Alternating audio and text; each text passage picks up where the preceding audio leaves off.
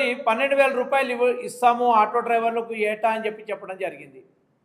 3 హామీలు నెరవేర్చలేదు.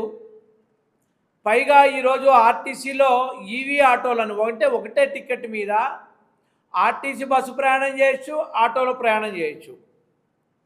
మరి అసలు ప్రతిపాదన లేదంటున్నటువంటి పొన్నం ప్రభాకర్ గారికి ఒక ప్రశ్న వేస్తా ఉన్నా. ఒకటే టికెట్ మీద ఆటో నువ్వు ఏ విధంగా ఆటోకి టికెట్ ఇస్తావు? ఆటో ఎవరి ఆటోలో నువ్వు ప్రయాణికులు పంపించాలనుకుంటున్నావు? అంటే ప్రతిపాదన లేదని దొడ్డిదారున నీ పనులు నువ్వు చేసుకుంటా ఉంటే ఆటో డ్రైవర్లు ఇప్పటికే దేశంలో ఎక్కడా లేనటువంటి విధంగా మహిళల ఉచిత ప్రయాణం బస్సులో వలన 200 మంది పైగా ఆటో డ్రైవర్లు తెలంగాణలో ఆత్మహత్యలు చేసుకుని గుండాకి చనిపోయారు. దీనికి ఇప్పటి వరకు మీ యొక్క ప్రభుత్వం నుంచి ఆర్థిక సహకారం లేదు, కనీసం పరామర్శ లేదు. ఈరోజు ఆటో రంగాన్ని నిర్వీర్యం చేయడానికి ఆటో లైసెన్స్ కూడా రద్దు చేస్తున్నారు మీరు. ఈరోజు మీరు మీ యొక్క ఆటో మరి అదేవిధంగా క్యాబ్ డ్రైవర్లు ఏదైతే స్కూల్ వ్యాన్ డ్రైవర్ల యొక్క సంక్షేమాన్ని కోరుతూ బోర్డు ఏర్పాటు చేస్తామని ఒక్క పైసా కూడా ఖర్చు లేకుండా ఉండకుండా బర్డెన్ పడకుండా ప్రభుత్వం మీద మేము నోటిస్తే కూడా ఈరోజు వరకు స్పందన లేదు.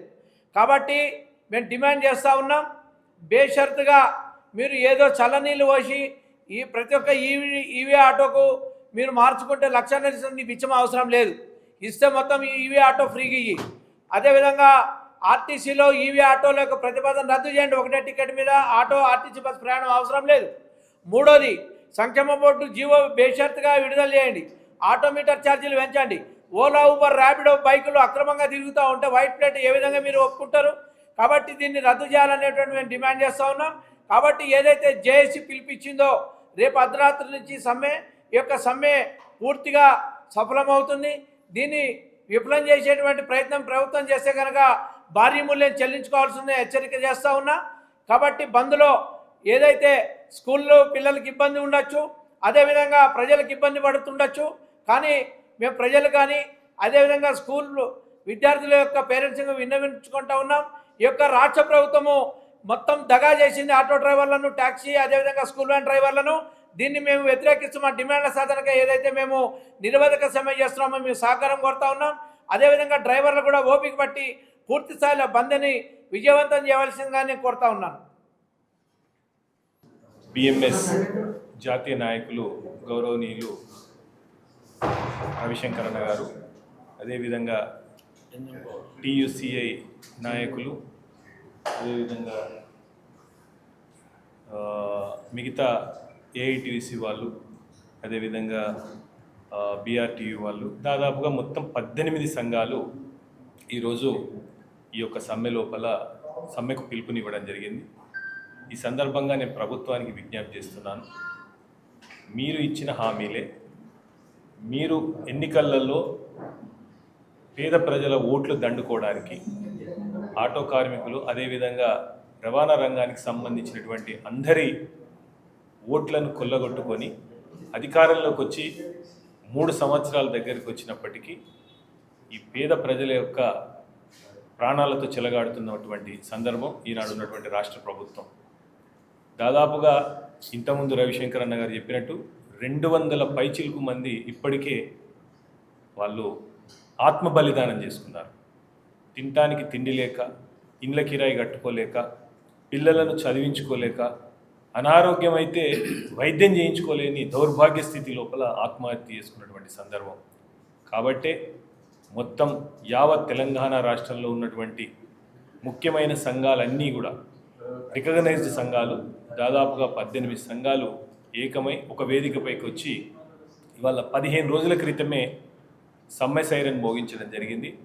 ఇప్పటి వరకు కూడా రాష్ట్ర ప్రభుత్వం నుంచి ఎలాంటి స్పందన లేకపోవడం అనేది ఇది దౌర్భాగ్యమైనటువంటి చర్య. ప్రజాస్వామ్య దేశంలో ప్రజలు ఇబ్బంది పడుతూ ఉంటే వాళ్ళ సమస్యలు ఏందని పిలిచి అడగాల్సినటువంటి బాధ్యత, చర్చించాల్సినటువంటి బాధ్యత ప్రభుత్వంపై ఉంది. కానీ ఇప్పటికీ వారు స్పందించకపోవడం, మేము తప్పకుండా రేపు అర్ధరాత్రి నుంచి సమ్మకు వెళ్తూ ఉన్నాం. ఈ సమ్మె లోపల ఏవైతే ఇంతకుముందు పెద్దలు రవిశంకరన్న గారు చెప్పినట్టు అణిచివేయాలని ప్రయత్నిస్తే మాత్రం అంతే వేగంగా ఇంకా పైకి ఎగిరేటువంటి పరిస్థితి ఉంటుంది. మీరు మా ఆటో కార్మికులు, మా రవాణా రంగ కార్మికులకు సంబంధించినటువంటి సమస్యల పరిష్కారం చేసేంత మట్టుకు మేము అన్ని సంఘాలము ఐకమత్యంగా ఉండి వారికి న్యాయం జరిగే వరకు పోరాటం చేస్తాం. దాంతోపాటుగా ఇవాళ నుంచి అందరికీ ఆల్రెడీ అన్ని రాజకీయ పార్టీల నాయకుల మద్దతు ఆల్రెడీ కూడగట్టున్నాం. నిన్న కూడా బీజేపీ నాయకులను, అదేవిధంగా కాంగ్రెస్కి సంబంధించినటువంటి నాయకులను, దాంతోపాటుగా టీఆర్ఎస్కి సంబంధించిన నాయకులను, బీఆర్ఎస్కి సంబంధించిన నాయకులను, ఆర్ కృష్ణయ్య గారిని, మందకృష్ణ గారిని, అదేవిధంగా తీన్మార్ మల్లన్నను, ఇలా ప్రతి ఒక్క వారిని కూడా మేము సంప్రదించి వారి మద్దతును కూడా కూడగడతా ఉన్నాం. రేపు రాత్రి నుంచి జరగబోయేటటువంటి సమ్మెకు దయచేసి మీరు పత్రిక, ప్రింట్ అండ్ ఎలక్ట్రానిక్ మీడియా వాళ్ళ సహకారం కూడా ఉండాలని నేను హృదయపూర్వకంగా కోరుతున్నాను. Goud, TUCI Telangana progressive auto and motor workers union అధ్యక్షుడిని. ముందుగా వచ్చిన ప్రెస్ మిత్రులకు, అలాగే ఇక్కడున్న జేఏసీ నాయకులకు, పెద్దలు గౌరవనీయులు రవిశంకర్ గారికి, అలాగే జేఏసీ చైర్మన్గా ఉన్న ముఖేష్ గౌడ్ గారికి, అలాగే పెంటయ్య గారికి ధన్యవాదాలు తెలియజేస్తూ, ఈ గవర్నమెంట్ వచ్చిన తర్వాత రాకముందు కూడా ఆటో డ్రైవర్ల పరిస్థితులు, మనుగడలు మొత్తము అన్నీ మీకైతే తెలిసినాయే. అప్పుడు కూడా కేసీఆర్ గవర్నమెంట్ ఉన్నప్పుడు కూడా మాకు మొండి చేయ చూపించింది. అప్పట్లో కూడా మేము ధర్నాలు, రస్తారోకోలు కూడా చేయడం కూడా జరిగింది. అప్పుడు టీఆర్ఎస్ గవర్నమెంట్ ఉన్నప్పుడు అసలు ఏ ధర్నాలు వద్దు, ఏ రస్తారోకోలు వద్దని ఆ ధర్నా చౌకే ఎత్తేసిన పరిస్థితి కూడా మన కేసీఆర్ గారికి ఉన్నది. దాన్ని కాపాడుకోవడానికి కూడా మళ్ళీ ఉద్యమం చేయాల్సి వచ్చింది. దాంతోపాటుగానే ఆటో డ్రైవర్లు కూడా చాలా ధర్నాలు, రస్తారోకోలు చేసి అలసిపోయే ప్రభుత్వానికి చరణగీతం పాడిన క్రమంలో అప్పట్లో రేవంత్ రెడ్డి గారు పిలిచి మాట్లాడిన విషయం ఏంటి అని అంటే, ఆటో డ్రైవర్ల సమస్యల మీద ఏమేమి సమస్యలు ఉన్నాయని గాంధీ భవన్కి పిలిచి మరీ మాట్లాడడం కూడా జరిగింది. ఏమేమి కావాలి అని అంటే, అప్పట్లో ఆంధ్ర గవర్నమెంట్ చంద్రబాబు నాయుడు గారు నెలకు జగన్మోహన్ రెడ్డి గారు సంవత్సరానికి 12,000 రూపాయలు ఇచ్చేవాళ్ళు. అలాగే సంక్షేమ బోర్డు కూడా ఏర్పాటు చేస్తున్నారు. కాబట్టి మేము కూడా మా గవర్నమెంట్ రాగానే మీకు 12,000 రూపాయలు ఆటో మెయింటెనెన్స్ గురించి మేము ఇస్తాము. అలాగే సంక్షేమ బోర్డు అడుగుతున్నారు కాబట్టి సంక్షేమ బోర్డును కూడా ఏర్పాటు చేస్తాము. ఫస్ట్ రాగానే మేము మీటర్ ఛార్జీలను పెంచుతాము అని ఆయన మేనిఫెస్టోలో పెట్టుకోవడం జరిగింది. అయినా 3 సంవత్సరాలు అయినా గవర్నమెంట్ వచ్చి ఇప్పటికీ 2 దఫాలుగా, అంటే పోయిన సంవత్సరం కూడా ధర్నాలు, రస్తారోకోలు చేసి పొన్నం ప్రభాకర్ గారికి విన్నవించడం కూడా జరిగింది, మెమరాండం కూడా ఇవ్వడం జరిగింది. మీరు సమ్మె విరమించండి, నేను వచ్చిన తర్వాత మీ సమస్యలు పరిష్కారం చేస్తానని చెప్పడం కూడా జరిగింది. అయినా ఆయన వచ్చిండు, కానీ ఇప్పటికీ 1 year అయిపోయింది, కానీ ఎలాంటి ప్రస్తావన కూడా రాలేదు. ఆయన ఇప్పుడు మళ్ళీ ఒక్కసారి ఈ బంద్కు పిలుపునిస్తూ అన్ని సంఘాల తరపున జేఏసీగా ఏర్పడి వీటిని మొత్తం ముందుకు తీసుకుపోవాలన్న ఉద్దేశంతో ఈ నెల 7వ తారీఖున సమ్మె నోటీస్ రవాణా శాఖ కమిషనర్ గారికి ఇవ్వడం జరిగింది. అలాగే 13వ తారీఖు రాష్ట్ర సదస్సు కూడా బాగలింగంపల్లి సుందరయ్య విజ్ఞాన కేంద్రంలో కూడా చేయడం కూడా జరిగింది. అలాగే ఈ సమ్మెని ఉధృతం చేయడానికి అన్ని సంఘాల వాళ్ళు కూడా ముందుకు వెళ్తూ ఉన్నారు. ఇప్పటికైనా గవర్నమెంట్ ఓషిలో వచ్చి ఇప్పటికైనా జేఏసీ సంఘాల నాయకులను పిలిచి చర్చలకు పిలిస్తే బాగుంటుందని అనుకుంటున్నాము. ఇంతకుముందు లాగానే మీ గురువు గారు చేసినట్టు చంద్రబాబు నాయుడు కూడా ఇంతకుముందుకు ఆటో డ్రైవర్లతో ఇట్లనే ఆటలాడుకున్నాడు. చంద్రబాబు నాయుడు సీఎంగా ఉన్నప్పుడు ఒక ఎస్ఐ గారికి ఒక బుక్ ఇచ్చి ఆ బుక్ మొత్తం ఖతమయ్యేటట్టు ఇంటికి రావాలి అనే ఉద్దేశంతో పెట్టిండు. అలాగే ఒక 6 జంక్షన్లలో కూడా ఆటోలను నిషేధిస్తామని కూడా అప్పుడు చంద్రబాబు నాయుడు చెప్పడం జరిగింది. అలాంటి బాబు కూడా ఈ డ్రైవర్లందరూ కూడా బుద్ధి చెప్పిర్రు, చరణగీతం పాడి పంపించేసిర్రు. అప్పుడు మళ్ళీ వైఎస్ రాజశేఖర రెడ్డి వచ్చిన తర్వాత కొన్ని తీసుకొని వచ్చిండు. ఇప్పటికైనా ఓషిలో వచ్చి నాయకులను పిలిచి చర్చలు జరిపితే బాగుంటుందని TUCI తరఫున తెలియజేసుకుంటున్నాం. వాస్తవంగా ఆటో డ్రైవర్లు, క్యాబ్ డ్రైవర్లు సమ్మెకు పోవాల్సిన అవసరం గత్యంతరం ఏంటి అనేది కూడా ఒకసారి పరిశీలన చేసుకోవాల్సిన అవసరం ఉంది. మేమేమో గొంతమ్మ కోరికలు కోరట్లేదు. గత ప్రభుత్వం, టీఆర్ఎస్ ప్రభుత్వం 10 సంవత్సరాలు ఆటో డ్రైవర్ల సమస్యలు పరిష్కరించలేదని చెప్పి ఆనాడు 2023లో అది కాంగ్రెస్ పార్టీ అధికారంలోకి వచ్చే ముందు అనేకమైన వాగ్దానాలు చేసింది. ముఖ్యంగా ఆటో డ్రైవర్ల సంక్షేమ బోర్డు ఏర్పాటు చేస్తామని మేనిఫెస్టోలో పెట్టడం జరిగింది. అదేవిధంగా గత 14 సంవత్సరాలుగా మీటర్ ఛార్జీలు పెంచలే. గతంలో ఏముందంటే ప్రతి సంవత్సరం ఆటో మీటర్ ఛార్జీలు, పెట్రోల్, డీజిల్, గ్యాస్, నిత్యావసర వస్తువుల ధరలు పెరిగినప్పుడల్లా ఆటో మీటర్ ఛార్జీలు పెంచాలనే ఆలోచన ఉండే. దాన్ని తుంగలోకి దొక్కింది గత ప్రభుత్వం. ఈ ప్రభుత్వం అధికారంలో కాంగ్రెస్ పార్టీ కనుక అధికారంలోకి వస్తే ఆటో మీటర్ ఛార్జీలు పెంచుతాం. అదేవిధంగా ఉమ్మడి ఆంధ్రప్రదేశ్లో ఈనాడు ఆంధ్రప్రదేశ్లో ఏదైతే జగన్ ప్రభుత్వం 12,000 రూపాయలు ప్రతి సంవత్సరం ఆటో డ్రైవర్కి ఇస్తుందో, ఈ తెలంగాణ కాంగ్రెస్ పార్టీ కనుక అధికారంలోకి వస్తే 12,000 ఇస్తామని మేనిఫెస్టోలో పెట్టి గ్యారంటీ కార్డులు ఇవ్వడం జరిగింది ఆటో డ్రైవర్లు. కానీ 2.5 సంవత్సరాలు అవుతుంది. దానికి తోడు ఫ్రీ బస్సు పథకం, మహాలక్ష్మి పథకం తీసుకురావడం జరిగింది. దానివల్ల ఆటో డ్రైవర్లు రాష్ట్ర వ్యాప్తంగా జీవనోపాధి పోయి అనేక రకాలుగా ఇబ్బందులు పడ్డారు. ఆ సందర్భంగా రాష్ట్ర వ్యాప్తంగా ఆందోళన చేస్తే అప్పుడు ప్రభుత్వం స్పందించి ముఖ్యమంత్రి గారు, రవాణా శాఖ మంత్రి గారు, మంత్రులు స్పందిస్తూ ఆటో డ్రైవర్లు కూడా తెలంగాణ బిడ్డలే, వాళ్ళకి అన్యాయం జరిగిన మాట వాస్తవమే, వాళ్ళని ఆదుకుంటామని చెప్పారు. 2.5 సంవత్సరాలు అయిపోయింది. ఏ ఒక్క పని చేయలేదు, ఏ ఒక్క సమస్య పరిష్కరించలేదు.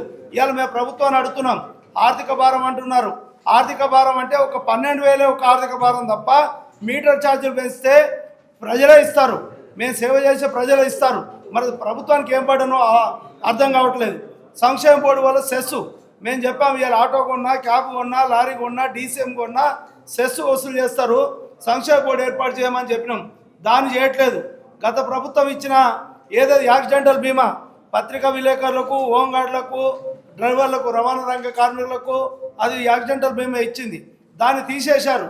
వీళ్ళు అధికారంలోకి వస్తే, కాంగ్రెస్ పార్టీ అధికారంలోకి వస్తే టీఆర్ఎస్ ప్రభుత్వం ఇచ్చిన 5 లక్షల్ని 10 లక్షలు చేస్తామన్నారు.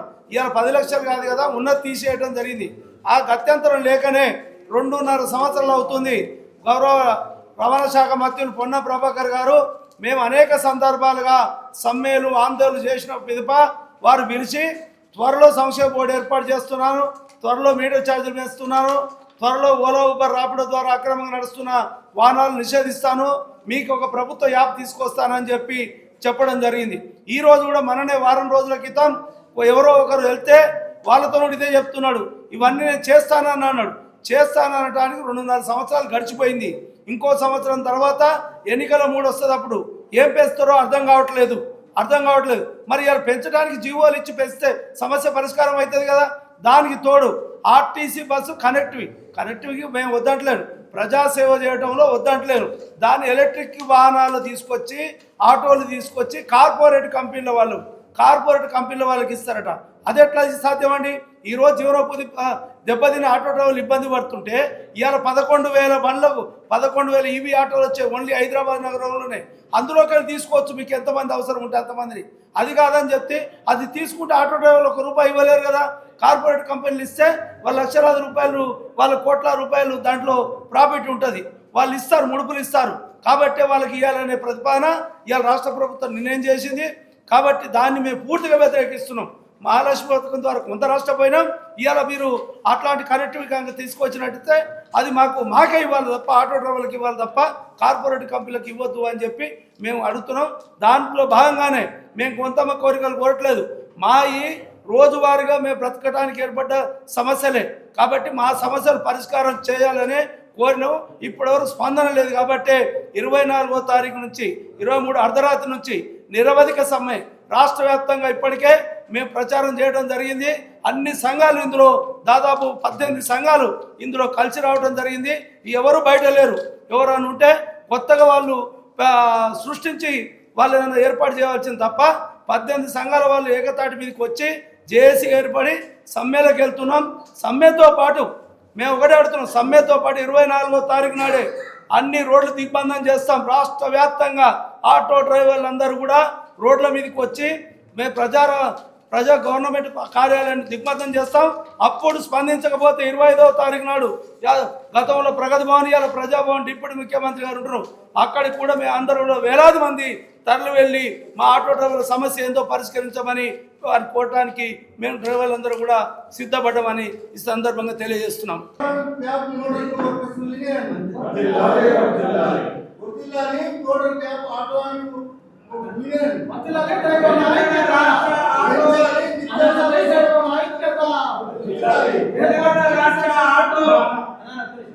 తెలంగాణ రాష్ట్ర ఆటో వ్యాపారాన్ని చేసి 23 అర్ధరాత్రి నుంచి బంధం జయప్రదం చేద్దాం. ఏసీ బంధం జయప్రదం చేద్దాం. 23 అర్ధరాత్రి ఆటో టాక్సీ బంధం జయప్రదం చేద్దాం. ఆటో మోటార్ వాహన కార్మికుల ఐక్యత.